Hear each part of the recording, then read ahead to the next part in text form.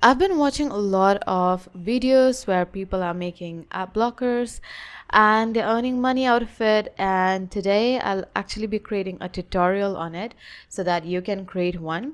And also, I've added a little bit of twist so that it will be a little fun to make for you guys.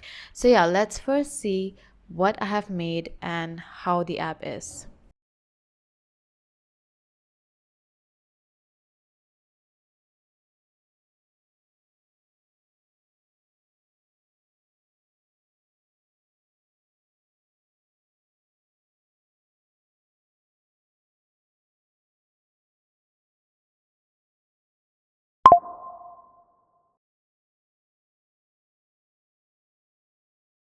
मेहनत हम करें और तुम time pass करो।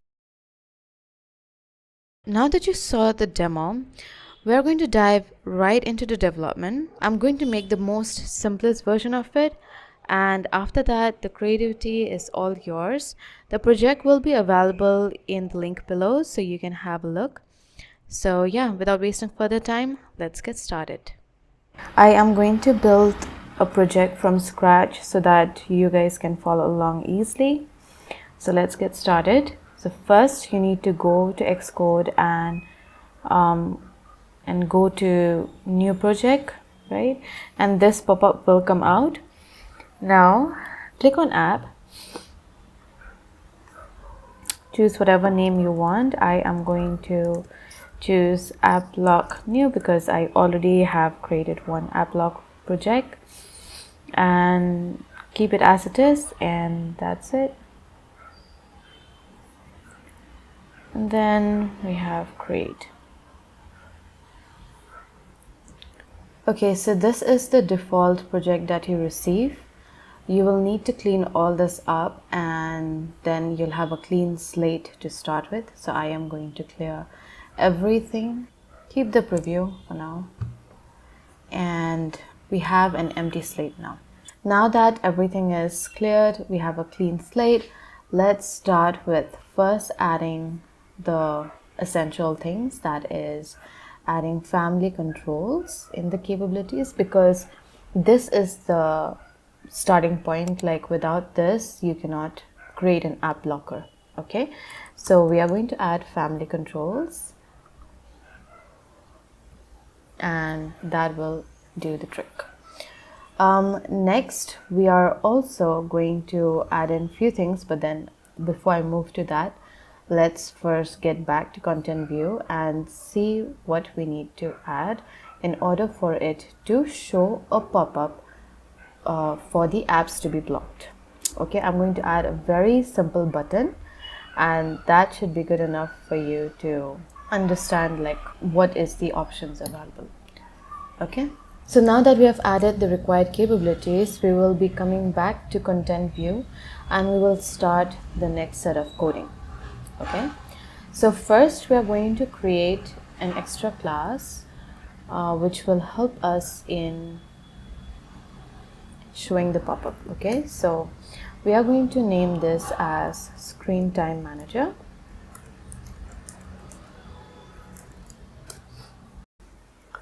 Okay, now in this class we are going to add the screen time manager and it should be an observable object, and we are going to use published because we need a stream of values from this class. So we are going to initialize that because whenever the user selects it, it should update immediately, right? So we have family activity selection. Definitely it's just an object and nothing is initialized, so we need to import that. So import, I think foundation, import combine, because combine is where the published is, and also we are going to import for family activity, and that is of family controls, so that will remove all the import issues. Now once that is done, we are also going to call out So we're going to create a private variable, and we are going to have managed settings store.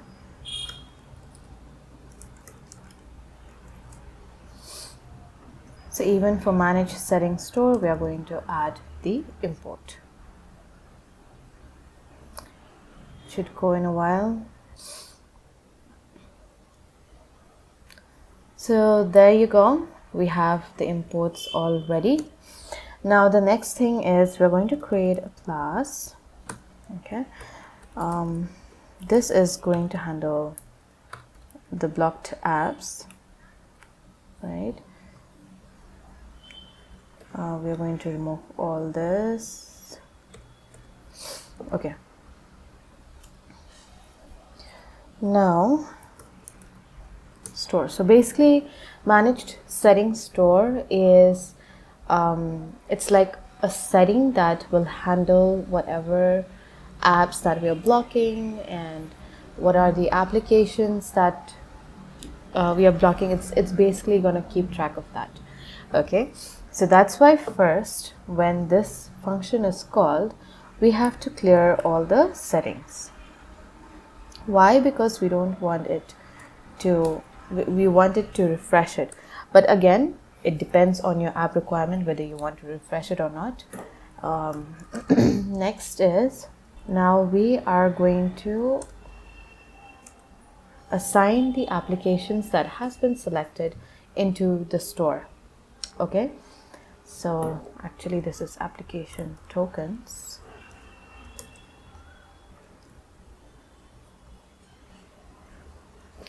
Okay, now that we have assigned the application tokens that were selected, and we are going to add a third condition, which is if the selection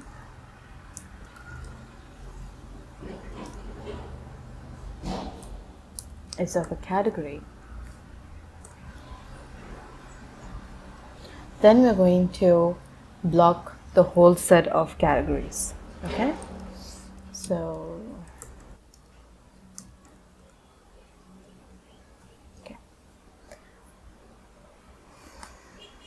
so now we have the manager. It's completed. It will clear the settings. It will store whatever applications that we have blocked, and if we are selecting a whole category, that will also be blocked. Okay, now that is done, we are going to go back to our content view and we are going to call our screen time manager. So since we made it observable, we have to create a state object, and we're going to make it private, and we're going to call the screen time manager. Okay, and also we're going to see if we need to also keep track of the picker, so I'm going to add it here itself.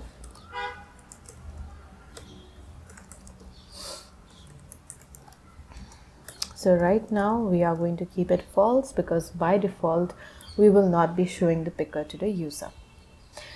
Now that we have our variables ready, let's start with creating a button.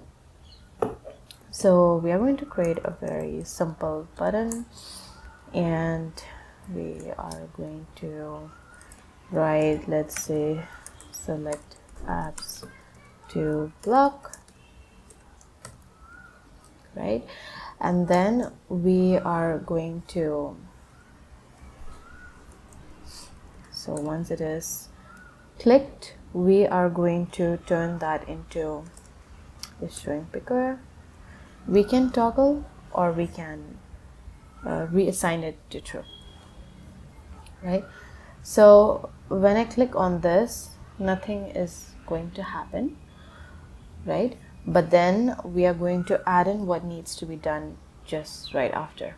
Okay, so we are going to click on the family control. So we have the family activity picker, we're going to click on that, and then we are making sure that this is taking control of whether this picker is presented or not.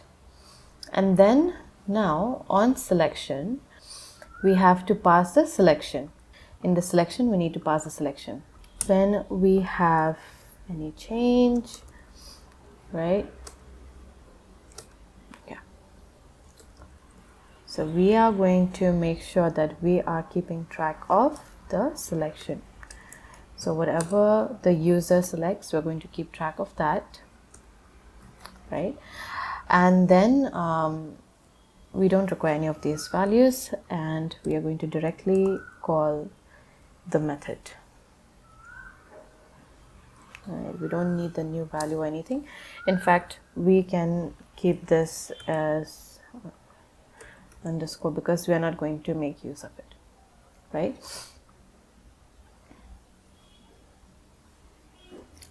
Okay, so we are going to add in the family controls. I missed that.